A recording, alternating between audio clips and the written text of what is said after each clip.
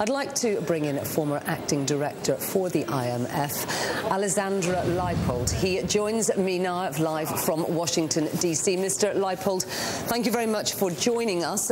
You have been very critical, really, of what the Eurozone has done so far in a report that is published today. What do they need to do now to get ahead of the curve and to avert the Eurozone disaster that you talk about? Yes, thank you, Andrea. Pleasure to be with you. Right now, so much harm has already been done that it's somehow difficult to undo some of it. Certainly, the delays in financing have been absolutely toxic and lie behind the widening spreads. So the immediate thing, perhaps from that angle, would be to organize immediately some bridge financing, given that the official financing, the bilateral loans from Eurozone members are going to take time. The second thing that would really need to be done is to get the communications aspect much sorted out.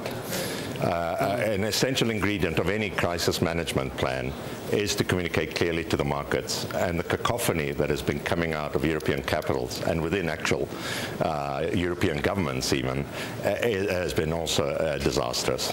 I know it's difficult to get 16 ministers or even more, 27, and not to talk of heads of state and government, to speak with one voice, but it's absolutely essential in these cases. Indeed, and Jean-Claude Trichet up to now has been extremely quiet on this issue. That clearly hasn't helped either. Do you think the markets are looking for strong leadership now? Well, absolutely. I think, perhaps being quiet is not quite as bad as you suggest. It's better than a lot of different voices talking at the same time. And they should really agree that on these issues, it's just the European Council presidency or the president of the Eurogroup, as the case may be, that speaks about credit crisis lending issues and avoiding that each minister play to his national audience. Indeed, and talking about playing to the national audience, presumably you would consider that Germany holds some responsibility for their prevaricative stance. Well, yes, I mean, and it's quite understandable in some ways. I think all of this was foreseeable, and it's regrettable in a way that it wasn't understood by the Europeans right at the beginning, and that they saw turning to the IMF as a humiliation, when in fact the real humiliation is what is going on right now.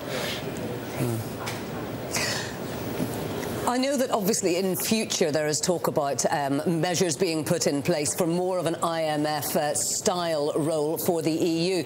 It's too late for that at the moment in this current crisis. What has to be done straight away? Is it possible to move quickly, as the IMF has done previously, to inject cash into this situation? Well, yes. Well, the IMF, as you've indicated, has what is called an emergency financing mechanism or procedures, which worked very well at the end of 2008 to help countries such as Hungary, Latvia, EU members themselves, as well as Ukraine, Pakistan, and Iceland. And their funds were dispersed from between 3.5 to 6 weeks after the country had requested them. And here we are, Greece, the problems began in November, and we're 6 months later and still don't know. So I think the lesson going forward is that certainly countries should apply for help earlier, and that the EU itself should find procedures that are more agile. Mr. Leipold, thank you very much indeed.